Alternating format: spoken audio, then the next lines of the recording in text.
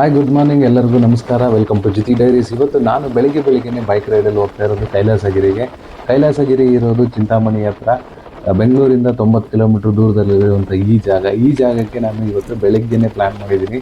ಯಾಕೆಂದರೆ ಬೆಳಗ್ಗೆ ವ್ಯೂ ತುಂಬ ಸಖತ್ತಾಗಿರುತ್ತೆ, ಅದರಲ್ಲೂ ಡಿಸೆಂಬರಿಂದ ಜನವರಿಯಲ್ಲಿ ಅಂತ. ಈ ಜಾಗಕ್ಕೆ ಹೋಗೋದಕ್ಕೆ ಹಳ್ಳಿಗಳ ಮೇಲೇ ಹೋಗಬೇಕು. ಹಾಗಾಗಿ ಈ ಜಾಗ ಯಾವ ಕಡೆ ನೋಡಿದ್ರೂ ನಿಮಗೆ ಕಂಪ್ಲೀಟಾಗಿ ನೇಚರ್ ವ್ಯೂನೇ.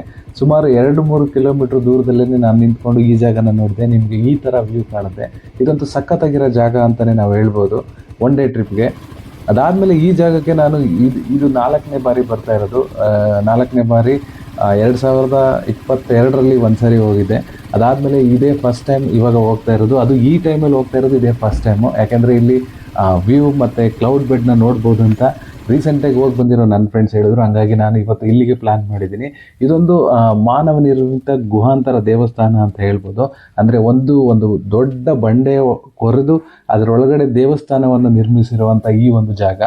ನಾನು ಓದಿರೋ ಪ್ರಕಾರ ಈ ಒಂದು ಜಾಗನ, ಅಂದರೆ ಈ ಒಂದು ಗುಹಾಂತರ ದೇವಸ್ಥಾನನ ಶ್ರೀ ಚೌಡಾರೆಡ್ಡಿ ಅನ್ನೋರು ಸ್ಟಾರ್ಟ್ ಮಾಡಿದ್ದಂತೆ. ಅಂದರೆ ಶ್ರೀ ಚೌಡಾರೆಡ್ಡಿ ಅನ್ನೋರು ಶ್ರೀ ಗಂಗಾಧರೇಶ್ವರ ಟ್ರಸ್ಟ್ ಮುಖಾಂತರ 1994ರಲ್ಲಿ ಈ ಒಂದು ಬಂಡೆಯ ಒಂದು ಗುಹಾಂತರ ದೇವಾಲಯನ ಮಾಡಬೇಕು ಅಂತ ಹೇಳಿ ಅವರು ಸ್ಟಾರ್ಟ್ ಮಾಡಿದಂತೆ. ಅವ್ರಿಗೆ ಅಜಂತಾ ಮತ್ತು ಎಲ್ಲೋರ ಒಂದು ಇನ್ಸ್ಪೈರ್ ಆಗಿ ಆ ಒಂದು ದೇವಾಲಯಗಳನ್ನ ಗುರುತಾಗಿಟ್ಕೊಂಡು ಈ ಒಂದು ದೇವಸ್ಥಾನನ ನಿರ್ಮಿಸೋಕ್ಕೆ ಸ್ಟಾರ್ಟ್ ಮಾಡಿದ್ರಂತೆ. ಇಲ್ಲಿ ಮುಖ್ಯವಾಗಿ ನಾವು 3 ದೇವರುಗಳನ್ನ ನೋಡ್ಬೋದು. ಒಂದು ಚತುರ್ಮುಖ ಲಿಂಗೇಶ್ವರ, ಮತ್ತು ಜಗದಾಂಬ ಮತ್ತು ಗಣಪತಿ. ಈ 3 ದೇವರುಗಳನ್ನ ನಾವು ಇಲ್ಲಿ ನೋಡ್ಬೋದು. ಹಾಗಾಗಿ ಈ ಒಂದು ಜಾಗ ಒಂದು ಇತಿಹಾಸ ಇರುವಂಥ ಜಾಗ, ಮತ್ತು ಒಂದು ಸಖತ್ತಾಗಿ ಒಂದು ನೇಚರ್ ವ್ಯೂ ಇರುವಂಥ ಜಾಗ. ಈ ಜಾಗಕ್ಕೆ ನಾವು ಒನ್ ಡೇ ಟ್ರಿಪ್ನ ಮಾಡ್ಬೋದು. ಒನ್ ಡೇ ಟ್ರಿಪ್ ಮಾಡಿದ್ರೆ ನಿಮಗೆ ಸುಮಾರು ಒಂದು 2-3 ಅವರ್ಸಲ್ಲಿ ಬ್ಯಾಂಗ್ಳೂರಿಂದ ನೀವು ಈ ಜಾಗಕ್ಕೆ ತಲುಪ್ಬೋದು.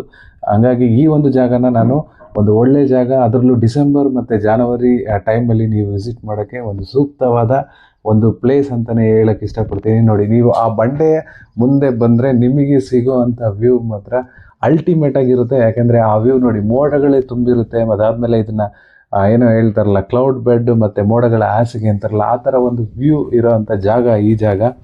ನನಗಂತೂ ತುಂಬ ಇಷ್ಟ ಆಯಿತು ಈ ಒಂದು ಬೈಕ್ ರೈಡು. ಇಷ್ಟು ದಿನ ಮಾಡಿರೋ ಬೈಕ್ ರೈಡಲ್ಲಿ ಈ ಒಂದು ದಿನ ನನಗೆ ಒಂಥರ ಸ್ಪೆಷಲ್. ಯಾಕೆಂದರೆ ಈ ಒಂದು ವ್ಯೂ ಈ ಟೈಮಲ್ಲಿ ಯಾವತ್ತೂ ನಾವು ಬೈಕ್ ರೈಡ್ ಮಾಡಿರಲಿಲ್ಲ.